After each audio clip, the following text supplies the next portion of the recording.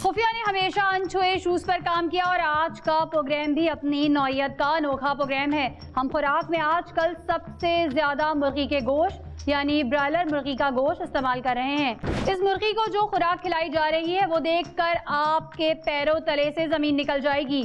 Meet मील में मुर्दार जानवरों का गोश्त, बोन मील बदबूदार हड्डियों का सफूफ, फिश मील और सबसे बड़ी चीज जिसमें सबसे बुरी चीज है जिससे सबसे ज्यादा किरायत आए वो है खून यानी ब्लड मील। इन सब चीजों को मिलाकर चिकन फीड बनाई जाती है। इसको 6 हफ्तों में मुर्गी कैसे बनाया जाता है, इस मुर्गी को कौन कौन से इंजेक्शन और एंटीबायोटिक्स लगाई जाती हैं, इस हवाले से देखिए खुसूसी रिपोर्ट। मुर्गी का गोश्त हमारी ग़िज़ा का अहम जुज बन चुका है और लोग मुर्गी खाने को ज्यादा तरजीह देते हैं। इसमें ज्यादा ग़िज़ाइयत और अफादियत है। आज खुफिया आपको दिखाएगा इन मुर्गियों के चूजों से लेकर मुर्गी बनने की दास्तान तक। इन चूजों को क्या क्या खिलाया जा रहा है। सड़ी गली हड्डियों का सफूफ, खून, सड़ी मछलियों का चूर और इन मुर्गी का अपना ही गंद। इन मुर्गियों को 6 हफ्ते की कलील मुद्दत में चूजे से मुर्गा बना दिया जाता है। इनको वैक्सीन, एंटीबायोटिक और जो ग़िज़ा खिलाई जाती है देखकर आपके पैरों तले जमीन निकल जाएगी। इस फीड में अल्फाटॉक्सिन, ऑक्राटॉक्सिन, ओसोरियोटॉक्सिन, सिट्रेनियन और ज़ेरालेनोन नामी जहर पैदा हो सकते हैं। मुर्गी को बीमारी में लगाई जाने वाली एंटीबायोटिक गोश्त में मौजूद रहते हैं जो बाद में इंसानों के लिए निहायत नुकसानदेह है। आज का प्रोग्राम मुर्गी के शैदाइयों के नाम है। खुदारा कुछ समझिए। सेहत के एतबार से या शरई एतबार से फैसला अब आपका है। चिकन फीड में जो अशिया इस्तेमाल होती हैं इनका प्री प्रोसेस दिखाना बहुत ज़रूरी है। जिन जगहों पर ये लोग फिश मील तैयार कर रहे हैं इस जगह खड़े होना भी हिम्मत का काम है। यहाँ वायर नेट से पकड़ी गई बिल्कुल छोटी मछलियाँ जो गल सड़कर सूख गई थी इनको पीसा जा रहा था और दूसरी जगह हड्डियों का सफूफ निकल रहा था। ये हड्डियाँ मुख्तलिफ किस्म की थी जिनमें मुर्दार जानवर, कस्साब हजरात की दुकान के बकाया जात और हमारे दस्तरखान का कचरा सब कुछ पिस रहा था। मछली में प्रोटीन और हड्डियों में फास्फोरस, इसलिए मुर्गी की खुराक का हिस्सा बना दिया जाता है। लेकिन इस अबतर हालत और मुर्गियों में फैलने वाली बीमारियों की वजह ये फीड भी बन सकती है।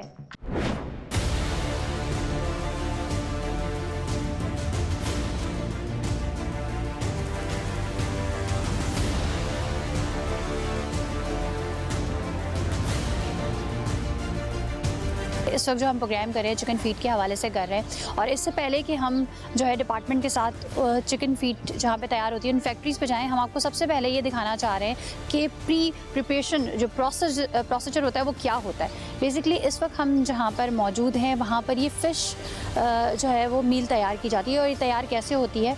अच्छा, ये जो आपको यहाँ पर पूरा ये जो पहाड़ियाँ सी नज़र आ रही हैं ना, ये सारी मछलियाँ हैं। चले यहाँ पर आप मेरे ख्याल ऑनर हैं यहाँ फैक्ट्री के। अच्छा, मुझे थोड़ा सा बताइए क्या प्रोसीजर होता है, किस तरीके से? ये जो है ना, ये पहले तो पकड़ी जाती है समुंदर से मछली, उसके बाद में फिर ये सन ड्राई होती है, सूखती है, फिर हम इसको प्रोसेस करते हैं, स्टीम देकर इसको पकाते हैं, फिर ऐसे इस कंडीशन में आ जाता है वो सही है जो है। उसके बाद में फिर इसको ग्राइंड कर देते हैं। पहले ये वाली फॉर्म होती है, ठीक है, इसमें ये धूप के ज़रिए जो है वो इसे सुखाया जाता है, फिर उसके बाद जो है इसे स्टीम दी जाती है। स्टीम देने के बाद जो उसकी शक्ल होती है वो सामने शक्ल है। जी जी जी। तो आपने देख लिया कि किस तरीके से वहाँ पे फिश जो है वो धूप में सूख रही है। फिर उसके बाद ग्राइंड का भी आपने यहाँ पे देखा कि कैसे यहाँ पे ग्राइंड होता है और ये जो है जब स्टीम देने के बाद निकालते हैं तो ये कंडीशन होती है। स्टीम के लिए ये बॉयलर है।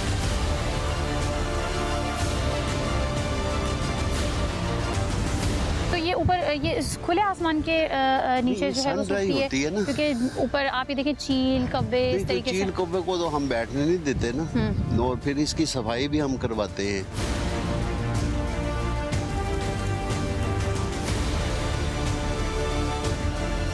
तो अब आपको समझाने के लिए, आपको बताने के लिए, आपको दिखाने के लिए कि आप खुद देखें कि किस तरीके से ये फ़िश मील कैसे तैयार होती है, तो ये इसका फर्स्ट स्टेज हमने आपको दिखाया है। बाकी जो मज़ीद कारस्तानियाँ होंगी वो आगे दिखाएंगे।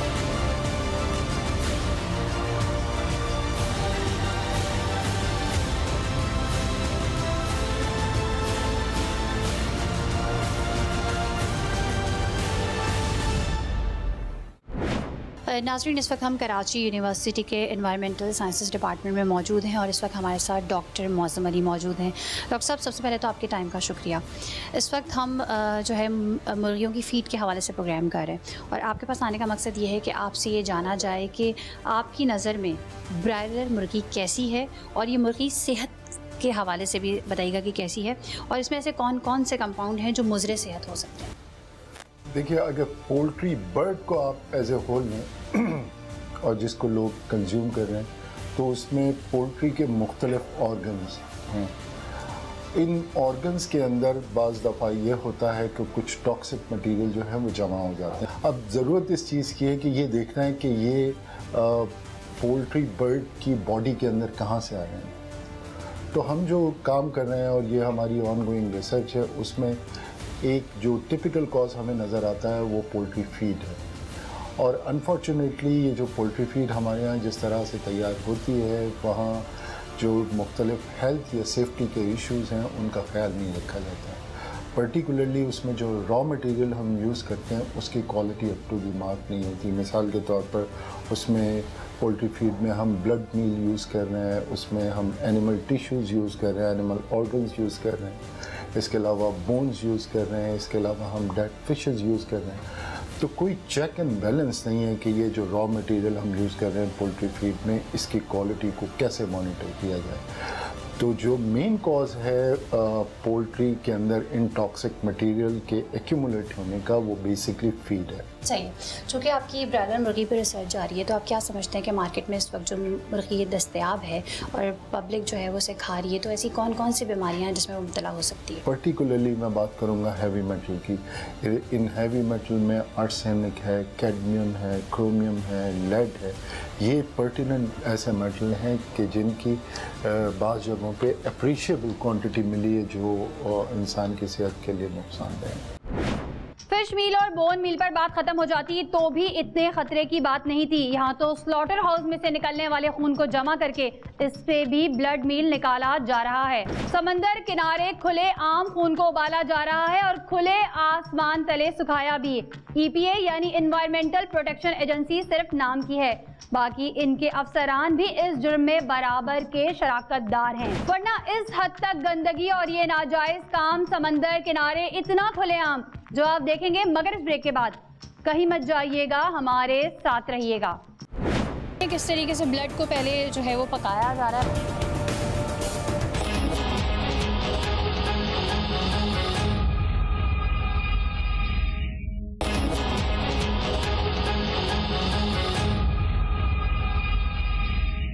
KMC के स्लॉटर हाउसेस से खून ड्रमों में भर भर कर कहां जाता है, थोड़ी सी रेकी ने पूरी दास्तान बयान कर दी। कस्साब हजरात खून की कमाई खा रहे हैं और मुर्गियों की फीड में डालने वाला ब्लड मील आसमान से नहीं आता बल्कि इन्हीं मिसबाह खानों से निकलता है।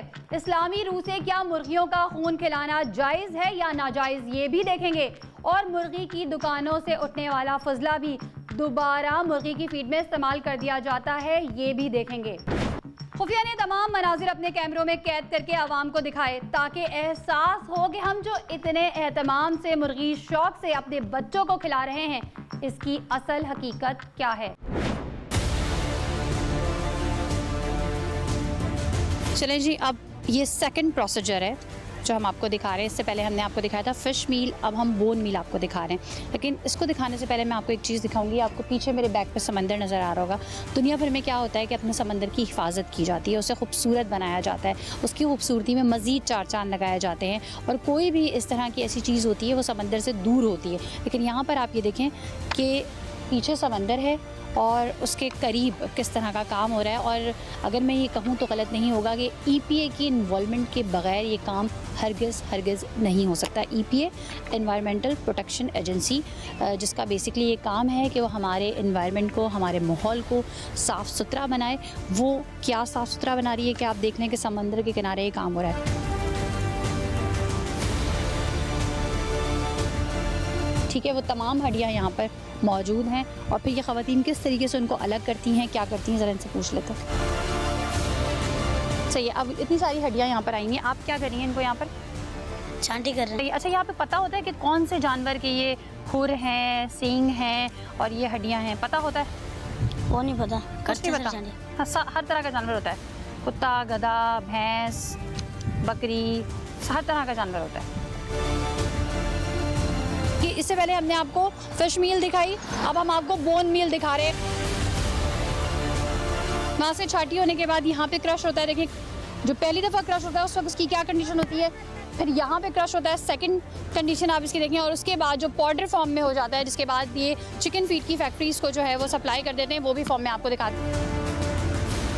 वो आखिर में जो है वो पाउडर फॉर्म है, उसके बाद ये बोरियों में पैक होता है, बोरियाँ भी यहाँ पे रखी हैं और फिर ये बोरियाँ आगे सप्लाई हो जाती हैं।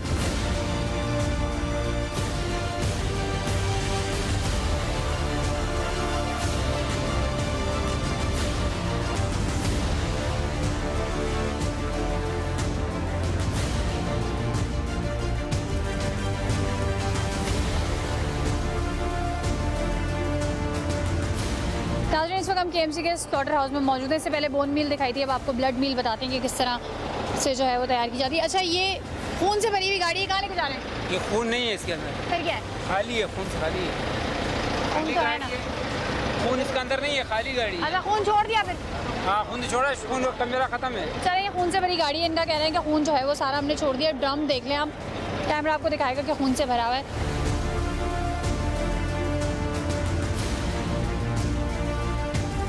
ये देख लें, ये ड्रम में ब्लड मौजूद है, अभी वो मान नहीं रहे, ये पूरा ब्लड मौजूद है और इसी तरीके से पूरे पूरे ड्रम जो है वो ब्लड से भरे जाते हैं।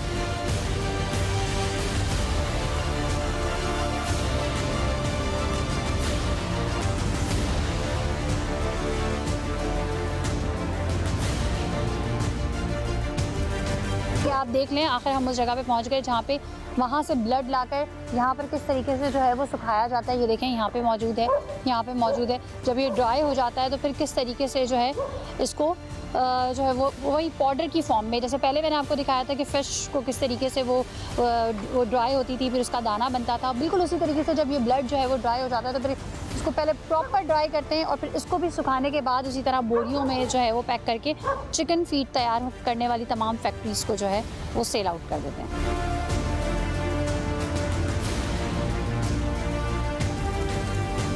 ये देखें किस तरीके से ब्लड को पहले जो है वो पकाया जा रहा है, पकाने के बाद यहाँ पर पूरा जो है वो उसको बिछा दिया गया है, जिसमें कुत्ते भी मुंह मार रहे हैं।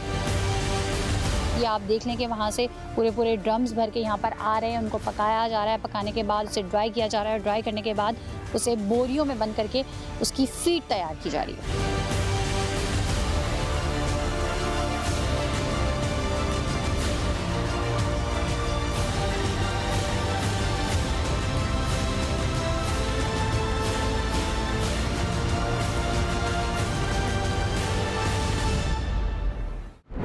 नाज़रीन, इस वक्त हमारे साथ हलाल एक्सपर्ट मौलाना तलहा सिद्दीकी साहब मौजूद हैं। तलहा साहब, सबसे पहले आपके टाइम का शुक्रिया। मुर्गी की फ़ीड में मुख्तलिफ़ इक़साम की चीज़ें इस्तेमाल हो रही हैं, जिसमें अगर मैं ये कहूँ कि बोन मील, फ़िश मील, मीट मील, ब्लड मील, इस्लामी ज़ाब्ते के हवाले से क्या ये फ़ीड देना जायज़ है? बिस्मिल्लाहिर्रहमानिर्रहीम। मुर्गी की फ़ीड में एक ज़माने से ये इत्तलात आ रही हैं और कुछ पाकिस्तान के अहम इदारों के पास भी ये मुसद्दक़ इत्तलात हैं कि बाकायदा जो पोल्ट्री फ़ीड एसोसिएशन की तरफ से भी चीज़ें आई हैं कि एक तो जो पाकिस्तान से बाहर से फ़ीड आती है उसके अंदर ऐसी चीज़ें इस्तेमाल हो रही हैं जो जिनका इस्तेमाल करना जायज़ नहीं है, बतौर ख़ास जिसमें मीट मील हो, यानी जानवरों का गोश्त इस्तेमाल हो, और वो जानवर कोई भी हो सकते हैं, और अक्सर उसमें ऐसा होता है कि वो जानवर जो कि मुर्दार हो जाते हैं और ऐसे जानवर जो कि हलाल नहीं हैं, उनकी गोश्त से बनी हुई मील इस्तेमाल होती है।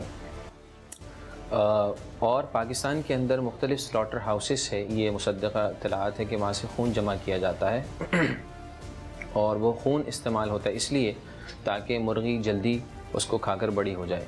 तो ये जानबूझकर देना ऐसी चीज़ों का जो कि जायज़ नहीं है, तो इसका ये अमल यानी उनको खिलाना ये भी जायज़ नहीं है। अच्छा, जिस तरीके से जो है मुख्तलिफ़ चीज़ों को हलाल सर्टिफिकेशन की ज़रूरत पड़ती है, तो क्या आप ये समझते हैं कि फ़ीड में भी हलाल सर्टिफिकेशन की ज़रूरत है? जी बिल्कुल, बहुत अच्छा सवाल आपने ये किया है। पाकिस्तान से बाहर अल्हम्दुलिल्लाह हम ये देख रहे हैं कि जो फ़ीड है खुसूसन उसमें कोई एम्बिग्यूटी ना रहे, कोई ऐसी तज़ब्ज़ुब ना रहे, तो फीड भी सर्टिफिकेशन पर जा रही हैं और उसके अंदर इन्हीं चीज़ों को मद्देनज़र रखा जाता है कि कोई भी ऐसी चीज़ उसके अंदर शामिल ना हो। पाकिस्तान के अंदर अब तक हमारी मालूमात के मुताबिक ऐसी कोई फीड के लिए सर्टिफिकेशन वग़ैरह और निगरानी का अमल फ़िलहाल इस वक्त तक हमारी मालूमात के मुताबिक नहीं है, लेकिन ये होना ज़रूर चाहिए। और ख़ुसूसन उन चीज़ों में, उस फीड में जो कि पाकिस्तान में इंपोर्ट हो रही है, उसमें सबसे ज़्यादा ज़रूरत है कि उसको देखा जाए।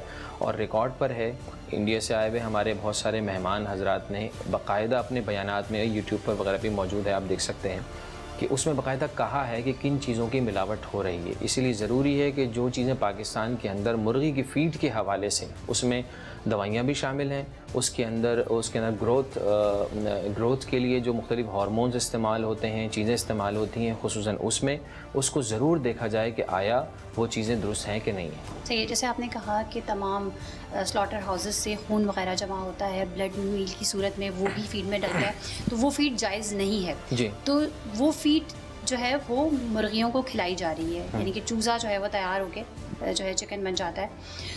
तो जब वो उसको खिलाई जा रही है तो क्या वो मुर्गी फिर जो हम खा रहे हैं वो जायज़ है? जी, बहुत अच्छा सवाल किया आपने।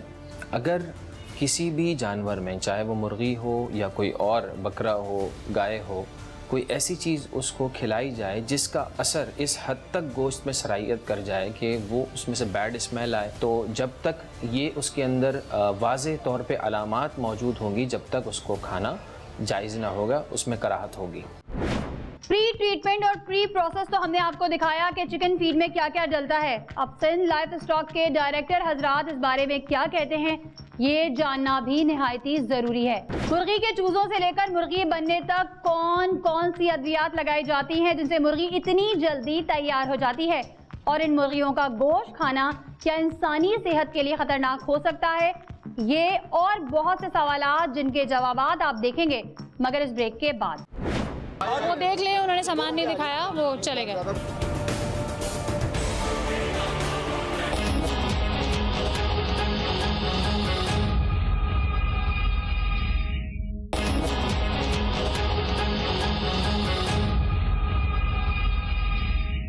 खुफिया ने PSQCA के मैंडेटरी आइटम जिसे चिकन फीड कहा जाता है, इसके अहवाल आपको दिखाए कि मुख्तलिफ किस्म की मील कैसे तैयार होती है। अब PSQCA की बारी थी कि वो इन फैक्ट्रियों को चेक करें जो चिकन फीड बना रही हैं कि खुले आसमान तले तैयार होने वाली ये मील जंगली परिंदों, चील, कौवों, कबूतर वगैरह तक बड़ी आसान रसाई है, और फिर बिल्ली, कुत्ते, हशरात, ये अलग कहानी है। PSQCA के इदारे ने इन फीड फैक्ट्रियों पर कार्रवाई करने से माजरत कर ली क्योंकि इनके डिप्टी डायरेक्टर का कहना था कि मालकान ने स्टे ऑर्डर ले रखा है। कंज्यूमर राइट्स के नुमाइंदे भी हाथ पर हाथ धरे बैठे रहे। कहती हूँ सच के झूठ की आदत नहीं मुझे। नाज़रीन, इस वक्त हम PSQCA के ऑफिस में मौजूद हैं और हमारे साथ डायरेक्टर PSQCA अली बख्श सोमरो साहब मौजूद हैं।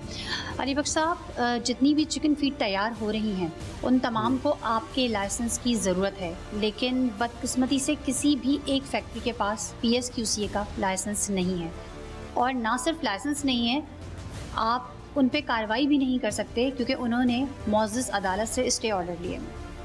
जी बिल्कुल, इसमें फेडरल गवर्नमेंट का हमें नोटिफिकेशन है, एक SRO, जिसके तहत जितनी भी फीड बनेगी उनको क्वालिटी के लिए PSQC के पास आना चाहिए और उनको अगेंस्ट पाकिस्तान स्टैंडर्ड लाइसेंस लेना है।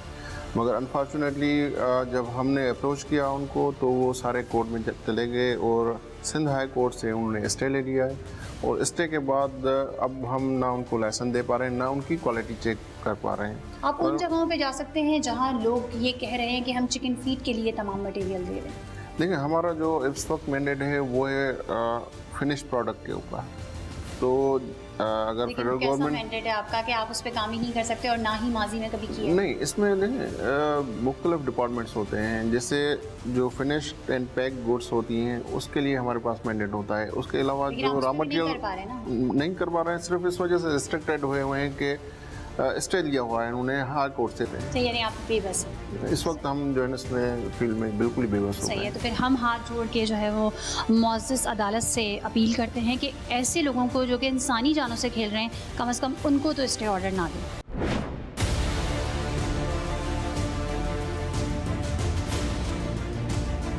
नाज़रीन, इस वक्त हम एक चिकन फीड फैक्ट्री के बाहर मौजूद हैं और इस वक्त हमारे साथ असिस्टेंट डायरेक्टर PSQC है आसिफ साहब मौजूद है। अंदर चलते हैं, देखते हैं। चलो मैडम, देखते हैं कि फील्ड में क्या देखते हैं। सही है, कहीं इन्होंने भी स्टे तो नहीं लिया हुआ? देख लेते हैं ना पहले। चले जी, ठीक है, देख लेते हैं। अंदर चलते हैं और चिकन फीड किस तरीके से तैयार होती है, हमने वो तमाम इंग्रेडिएंट्स, तमाम चीज़ें, उनका प्रोसीजर, हर चीज़ आपको दिखा दी है। रिस्पॉन्सिबल बंदा हो तो उसको हाँ। देख लेते हैं। अच्छा, पहले थी। नाज़रीन, इस वक्त हम एक फीड फैक्ट्री के बाहर मौजूद हैं और PSQC के असिस्टेंट डायरेक्टर जो हैं वो जो भी यहाँ पे जो इस फीड फैक्ट्री के करता धरता है उनसे बातचीत कर रहे हैं, उनसे मालूम करने की कोशिश कर रहे हैं। अच्छा, यहाँ पे चिकन फीड की तैयारी होती है? यहाँ पे नहीं होती मैडम। अच्छा, पहले होती थी? पहले होती थी। सही है, वो पूछ ले कहाँ शिफ्ट हुई है? नहीं, आपने ये यहाँ से शिफ्ट की है तो वो कहाँ शिफ्ट की है? सिंध की तरफ शिफ्ट की। ये सामान इधर आइए, इधर आइए। अरे बीबी, ये पोल्ट्री फार्म का सामान जा रहा है, मेडिसिन। हाँ हाँ, रुक जाइए, इधर आइए।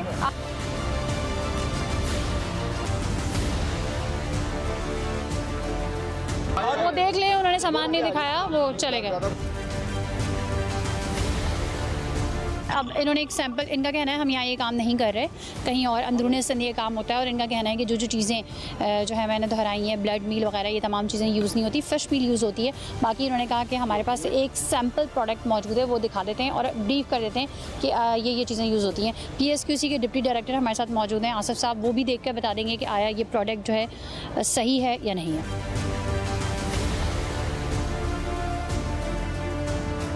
हम जिन जिन फैक्ट्रीज़ में गए, या तो उन्होंने काम बंद कर दिया था या उन्होंने कहीं और शिफ्टिंग कर दी थी। अभी भी हमें काफ़ी देर हो गई कि ये अपना सैंपल हमें दिखा दें। अगर ये सैंपल दिखा देते हैं और PSQC के ऑफिसर्स को मुतमईन कर देते हैं तो ठीक है, बहरहाल। लेकिन हमने आपको दिखा दिया कि चिकन फीड में क्या क्या चीज़ें जो है वो डल रही हैं। ठीक है, काइंडली अब हमें बेचारों के सैंपल हम ले लें। गुलाब से आप ये देख लें, PSQC ने सैंपल यहाँ से कलेक्ट कर लिया और इनका ये कहना है ब्लड मील और इस तरह की कोई चीज़ में नहीं ऐड की जाती। फ़िश मील इन्होंने कहा कि ऐड की जाती है। बहरहाल जब इसकी रिपोर्ट आएगी तो वो भी आप बिल्कुल शेयर कीजिएगा रिपोर्ट। बिल्कुल, जब ये अभी हम क्या करेंगे, इसको हम अपने लेबोरेटरी में टेस्ट कराएंगे, भेजेंगे, जो रिजल्ट्स आएंगे वो हम शेयर करेंगे आपसे। सही। अब आपके यहाँ पे हाथ भी नहीं बंधे हुए क्योंकि इन्होंने तो कोई स्टे ऑर्डर लिया हुआ नहीं है, तो आप इनको इस चीज़ का पाबंद करेंगे कि PSQC से रजिस्ट्रेशन कराएं? पाबंद करेंगे। पहले हम रिपोर्ट करा लेते हैं, फिर इस पे आगे उसको कन्विंस करेंगे कि आप ना लाइसेंस हमसे ले लें। ठीक है, बहुत शुक्रिया।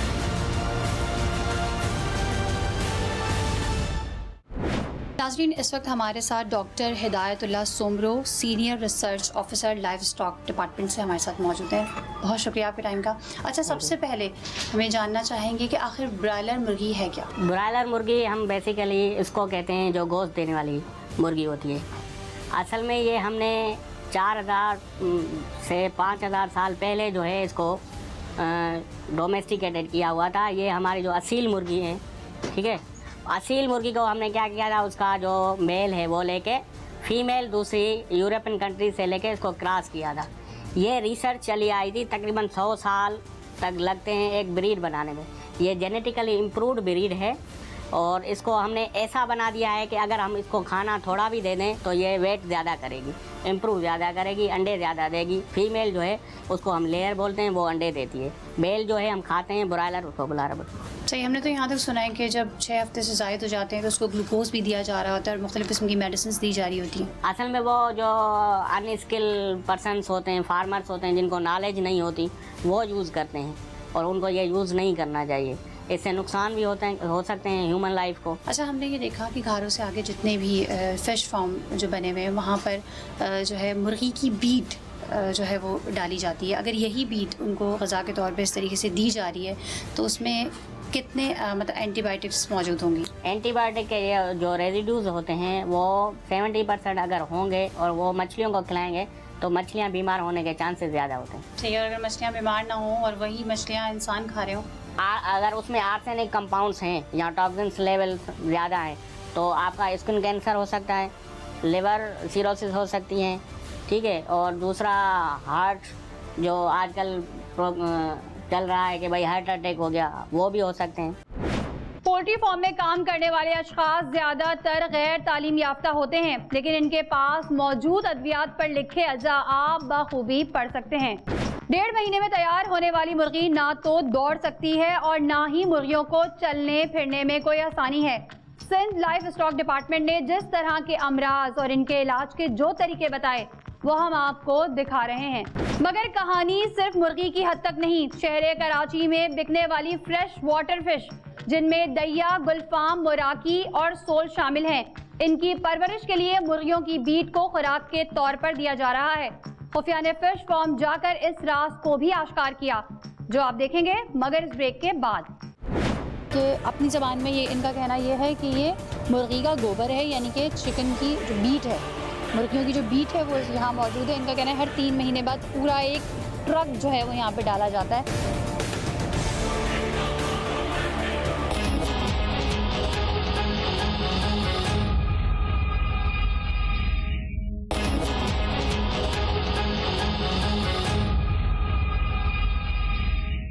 एहतियात इलाज से बेहतर है। आज हमारे गिरदोनवा में आप बखूबी देख सकते हैं कि दर्जनों इकसाम की बीमारियां नजर आ रही हैं जो पहले ना कभी देखी गई और ना ही सुनी गई। अक्सर ब्लड टेस्ट करवाते हैं तो बहुत से एंटीबायोटिक की रेजिस्टेंस बॉडी में पहले से मौजूद होती है।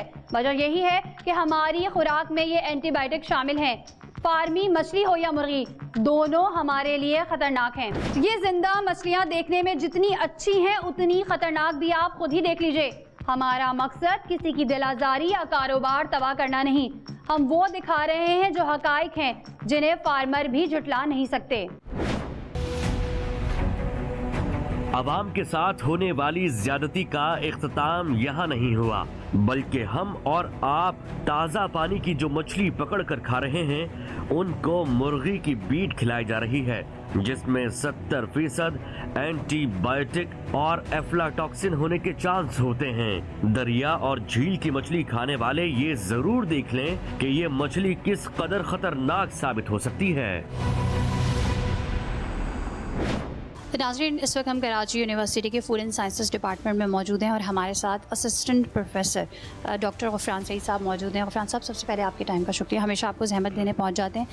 इस वक्त चूँकि हम चिकन फीड प्रोग्राम कर रहे हैं तो हम जानना ये चाहेंगे कि मुर्गी की ग़िज़ाइयत क्या है, क्योंकि अगर हम बात करें देसी मुर्गी की तो उसको एक मुद्दत जो उसका टाइम पीरियड होता है वो लगता है, जिसके बाद वो चूज़े से मुर्गी बनती है। लेकिन अभी जो ब्रायलर मुर्गी है जो जिसका ज़्यादा इनटेक आवाम में है, इसको एंटीबायोटिक्स इंजेक्शन भी लगते हैं और जब ये मुर्गी हम खाते हैं उसका जो दिल है, जो उसकी कलेजी है और जो उसके दूसरे बॉडी पार्ट्स हैं, तो उसको खाने से हमारी बॉडी पे क्या इफ़ेक्ट पड़ता है और हमें क्या ग़िज़ाइयत पूरी मिल पा रही है? पोल्ट्री के अंदर इस चीज़ की टेंडेंसी है कि वो अपना वेट गेन कर सकता है। हाँ, दूसरी जो चीज़ आपने कही कि जो फीड खिलाई जा रही है जिसकी वजह से ओवर टेंडेंसी जितनी है उससे भी ज़्यादा वो अचीव कर रहा है, ये ख़तरनाक चीज़ है। लेकिन प्रॉब्लम क्या आती है कि जब आप फीड खिला रहे होते हैं तो फीड की भी कुछ रिक्वायरमेंट हैं। पाकिस्तान के अंदर जो पाकिस्तान का स्टैंडर्ड बना हुआ है पीएस का फीड के हवाले से, उसमें बाकायदा तौर पे चीज़ें मेंशन की गई हैं कि ये अमाउंट इन चीज़ों की, प्रोटीन, कार्बोहाइड्रेट, फैट, इसी तरह से वाटर, कितना कितना जो है वो देना है। अब किया क्या जाता है कि इन तमाम चीज़ों को देने के बाद मज़ीद उसको जो है वो टेंडेंसी देने के लिए मुख्तलिफ़ किस्म के हार्मोनल इंजेक्शन लगाए जा रहे होते हैं मुख्तलिफ़ पोल्ट्री फार्म्स के ऊपर, जो ज़रा जल्दी, मज़ीद जल्दी करने के लिए। वैसे अमूमी तौर पे 6 से 8 हफ्ते या 10 हफ्ते के दरमियान जाके एक प्रॉपर चिकन जो है वो तैयार होती है ब्रायलर की। लेकिन अब वो करते क्या है, इससे भी पहले जो है वो कोशिश करते हैं कि उसको फुली जो है वो प्रिपेयर कर लें, और उसका नतीजा क्या निकलता है कि जो चिकन होती है वो उन तमाम चीज़ों के साथ तैयार हो जाती है, जिसमें मुख्तलिफ़ किस्म के जो है वो हार्मोन्स भी शामिल होते हैं। उसके अंदर फीड, इस तरह की बूस्टिंग फीड दी जा रही होती है जिसकी वजह से उसका वेट जो है, जो अमूमी तौर पे 2 किलो तक जाने की सलाहियत होती है, उसको वो उसी टाइम के अंदर 2.5 किलो, 3 किलो, 3.5 बाजों का 4 किलो तक जो है वो उसका वज़न ले जाते हैं। अब उसमें होता क्या है कि एक तो उसकी न्यूट्रिशनल पॉइंट ऑफ व्यू से चिकन के अंदर अगर आप देखें तो आपको चर्बी नज़र नहीं आएगी या बहुत कम होती है, लेकिन 2 किलो से जैसे ही वज़न ऊपर जाता है उसके अंदर जो है मांस के साथ साथ, मसल मांस के साथ साथ फैट आना शुरू हो जाता है। अच्छा, दूसरी तरफ अगर हम देखें तो इन फीड के अंदर क्योंकि हमारे यहाँ प्रॉपर रेगुलेशन नहीं हो रही है, तो इसका नुकसान क्या होता है कि इसके ज़रिए से मुख्तलिफ़ किस्म के हैवी मेटल्स हो गए या इसी तरह से मुख्तलिफ़ किस्म के टॉक्सिन्स हो गए, ये तमाम के तमाम फीड के ज़रिए से चिकन मीट का पार्ट बन रहे होते हैं। और वो मीट क्योंकि हम डायरेक्टली कंज्यूम कर रहे होते हैं कुक करने के बाद, तो याद रखिएगा कुकिंग के दौरान ये टॉक्सिन्स भी ख़त्म नहीं होते और ये जितने हैवी मेटल्स हैं जिसमें आर्सेनिक का आजकल एक बहुत बड़ा इशू जो है वो आपके सामने मौजूद है, तो आर्सेनिक जो है वो पोल्ट्री मीट के ज़रिए से बहुत ज़्यादा ट्रांसमिट हो रहा है। अच्छा, आपने आर्सेनिक का जिक्र किया, आर्सेनिक मुर्गी में कहाँ से आ रहा है और इसके क्या असरात हैं? स्पेशली जब हम मुख्तलिफ किस्म के प्रोडक्ट्स खासकर फीड वगैरह तैयार कर रहे होते हैं तो वहाँ पे फूड के मुकाबले में जितनी किस्म की रेगुलेशंस हैं वो स्लो होती हैं, नीचे होती हैं एज़ कम्पेयर टू फूड, तो उसके ऊपर बहुत ज़्यादा फोकस नहीं किया जाता।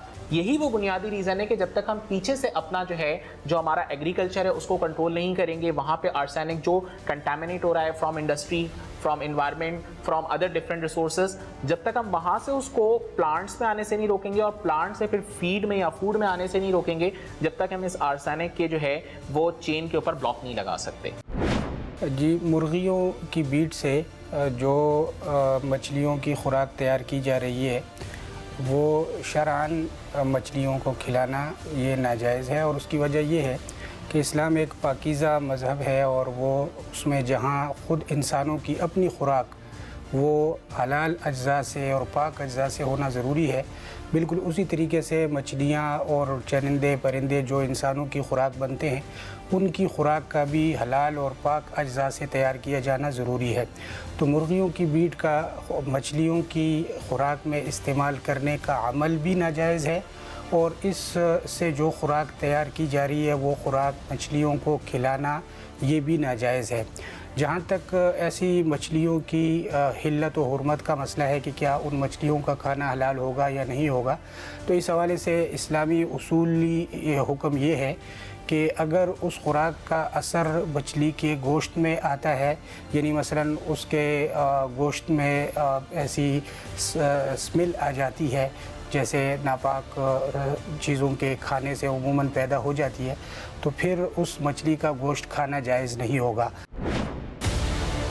नाज़रीन, इस वक्त हम अंदरूनी सिंध में मौजूद हैं और जैसे ही जो आप घारो क्रॉस करते हैं तो ठट्टा, बदीन, साकरो, यहाँ पर बड़ी तादाद में जो है ना फ़िश फॉर्म्स वगैरह नज़र आते हैं। यहाँ इस वक्त भी हम एक फॉर्म के पास मौजूद है और यहाँ पर ये अपनी मछलियों को क्या खिलाते हैं, इनसे पूछते हैं क्या इनकी खुराक क्या है, थोड़ा सा बताइएगा। हम लोग फीड देते हैं मुर्गी की और मुर्गी का गोबर देते हैं और झील से घास निकाल के लेके डालते हैं। सही है, चिकन फीड देते हैं इसको। जी हाँ, मुर्गी की बीट देते हैं इसको। जी हाँ, सही है। मुर्गी की बीट कितनी क्वांटिटी में देते हैं? ये तकरीबन 3 महीने के बाद एक ट्रक डालते हैं हम लोग। सही है। और 3 महीने बाद आप कह रहे हैं कि आप जो है इसमें पूरा एक ट्रक डलता है मुर्गी की बीट का? जी जी, मुर्गी की फीड डालते हैं। अच्छा, फीड अलग है और बीट अलग है? बीट अलग है, बीट डालते हैं, गोबर जो जिसको बोलते हैं मुर्गी। सही है, मुर्गी का गोबर डालते हैं, ठीक है। और दूसरा चिकन फीड जो है वो किस हिसाब से डलती है? वो उसके गोरे बनाते हैं छोटे, तकरीबन 10 किलो फीड सुबह देते हैं, 10 किलो शाम को देते हैं। तो ये कौन कौन सी मछली है इसमें? रोहू की 3-4 नस्ल है, गुलफाम है, सिल्वर है, रोहू में भी 3-4 नस्ल है, और जंगली मछली है, दैया नेहरू से आता है वो भी है, सोल भी है, सिंगारा है, मली है, बाम वगैरह, ये सब कुछ है। कि अपनी ज़बान में ये इनका कहना ये है कि ये मुर्गी का गोबर है, यानी कि चिकन की जो बीट है, मुर्गियों की जो बीट है वो यहाँ मौजूद है। इनका कहना है हर 3 महीने बाद पूरा एक ट्रक जो है वो यहाँ पे डाला जाता है।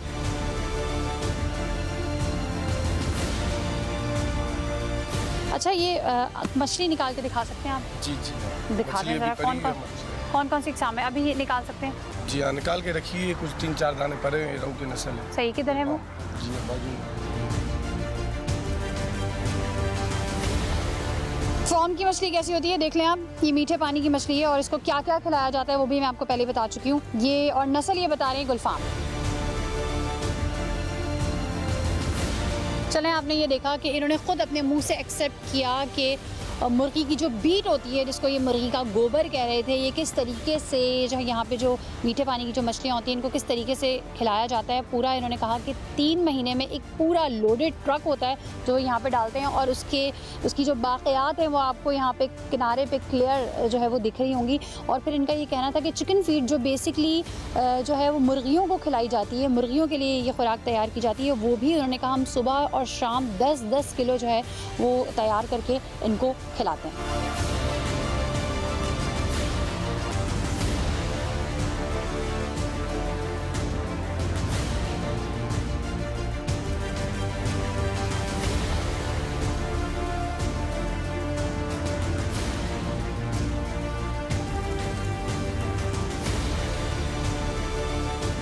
अच्छा, ये गुज्जो नहर है, यहाँ पर जिंदा मछली जो है वो पब्लिक को दिखाकर जो है वो बेची जाती है। ये वही फॉर्म की मछली है? फार्मों से आती है, झीलों से भी आती है, नहरों से। और इनकी भी खुराक वही है? खुराक ये जाते हैं ठट्टा मार्केट से, सुबह लेके आते हैं, फिर यहाँ पर बेचते हैं। सही है। अच्छा, मुझे ये बताएं, ये जो इनको खुराक देते हैं, ये इसका मकसद क्या होता है बेसिकली? ये कि देखो झील की मछली 2 साल में बढ़ती है, ये साल में बढ़ेगी। जैसे मुर्गी को फीड देते हैं, वही फीड इसी को देते हैं, तो साल में बढ़ती है ये मछली। जी हाँ, फीड की वजह से। तो कोई नुकसान नहीं होते इसके? नुकसान नहीं। सही है। अच्छा, दिखाएं ज़रा, निकालें। इनका कहना ये है कि जो मछली 2 साल में बढ़ेगी तो इस खुराक के बाद वो 1 साल में बढ़ जाती है, तो प्रॉफिट जो है वो दुगना हो जाता है और टाइम पीरियड भी कम हो जाता है। इसलिए जो है ये खुराक उसको खिलाते हैं।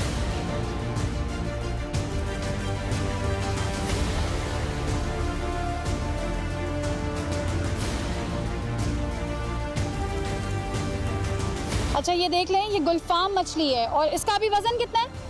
वजन तकरीबन 5 किलो होगा, 4.5-5 किलो। सही है। और कितने अरसे में बड़ी हुई है ये तकरीबन 1.5 साल में बड़ी होगी ये।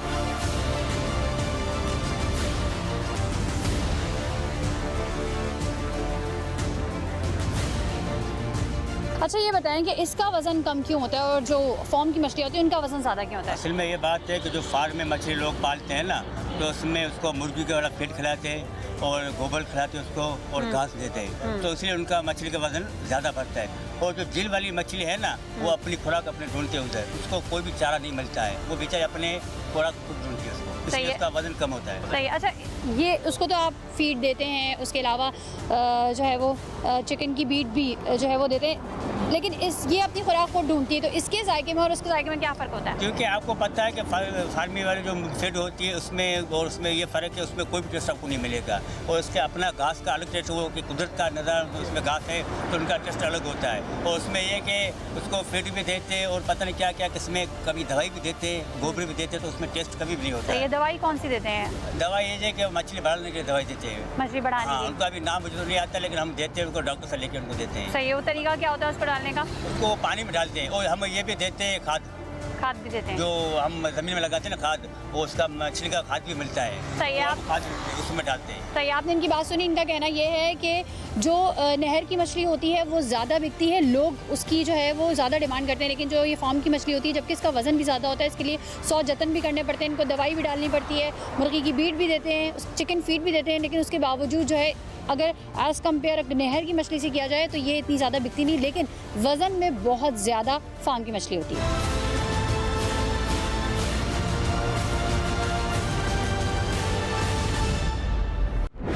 नाज़रीन, इस वक्त हमारे साथ डॉक्टर मकसूद जेनेटिक्स डिपार्टमेंट से मौजूद हैं। सर, सबसे पहले आपके टाइम का बहुत शुक्रिया। सर, मुर्गी को मुख्तलिफ़ किस्म की एंटीबायोटिक्स वगैरह लगाई जाती हैं और वही मुर्गी फिर हम खाते हैं, तो इसके क्या असरात होते हैं? देखिए, मेन चीज़ जो है, मुर्गियों में जब एंटीबायोटिक्स दी जाती हैं तो वो इसका मकसद ये होता है कि उन मुर्गियों को मुख्तलिफ़ बीमारियों से महफूज रखा जाए। ये बात दुनिया को पता है कि जब हम मुस्तकिल एंटीबायोटिक लेते हैं तो उन एंटीबायोटिक्स का असर हमारे जिस्म पर होना बंद हो जाता है, यानी कि वो जरासीम जो पहले एंटीबायोटिक्स के इस्तेमाल से ख़त्म हो जाते थे अब वो नहीं होंगे। लेकिन असल इशू ये आता है कि वो मुर्गियाँ अगर प्रॉपर्ली कुक नहीं हैं और उनमें वो जरासीम मौजूद हैं जिनके लिए आपने एंटीबायोटिक्स लिए हैं, तो वो एंटीबायोटिक्स आपके पास उन जरासीमों को उसके ख़िलाफ़ रेजिस्टेंट बना देते हैं, उनके अंदर मुदाफ़ियत पैदा हो जाती है। और फिर वही जरासीम जब आपकी बॉडी में दाखिल होते हैं तो वो आपके अंदर जो जरासीम जो कुदरती तौर पर मौजूद होते हैं, जो कि आपके बॉडी का हिस्सा होते हैं, वो उनको भी उसके ख़िलाफ़ बना देते हैं। और जब कोई बीमारी होती है तो नतीजा ये होता है कि उन जरासीम के ऊपर जब आप एंटीबायोटिक्स इस्तेमाल करेंगे तो उसका असर नहीं होगा, तो वो आपको उस बीमारी से क्योर नहीं मिलेगा। हाँ, ये ज़रूर है कि हम लोग जो फीड वगैरह इस्तेमाल करते हैं उसमें हम बहुत सारे इंग्रेडिएंट्स, क्योंकि हमारे यहाँ तो कोई कंट्रोल मेकैनिज़म है नहीं, तो जो फीड हमें कमर्शियली मिलता है वहाँ पे ये कोई चेक नहीं होता कि उसमें क्या क्या चीज़ें शामिल कर दी गई हैं। मिसाल के तौर पे उसमें खून भी होता है, मिसाल के तौर पे इसमें उन्हीं मुर्गियों का जो हमने कंज्यूम की हैं उनका जो आते हैं या दूसरा जो वेस्ट जो है उनका, उसी को ड्राई करके ग्राइंड करके उसको इस्तेमाल कर लिया जाता है। तो नतीजा ये होता है कि अगर कोई बीमारी किसी जगह थी तो वो बीमारी ट्रांसफ़र होती रहती, तो ये सबसे बड़ा एक मसला है। आज का प्रोग्राम दिखाने का मकसद आगाही और शऊर की बेदारी है। ये मुर्गियां और फार्मी मछलियां हैं तो सस्ती, लेकिन इनके मुसलसल इस्तेमाल से बहुत से मसाइल पैदा हो सकते हैं और हो भी रहे हैं। एहतियात वाहिद हल है। इसी जज्बे के साथ कि अगर आपके गिरदोनवा में भी कोई गैर अखलाकी और गैर कानूनी अमल जारी है तो आप हमें हमारी फेसबुक की ID पर मुतला कर सकते हैं या KHF लिखकर 8835 पर SMS कीजिए। इसी के साथ अपनी मेजबान सना फैसल और खुफिया की पूरी टीम को दीजिए इजाजत। अल्लाह ने के बान।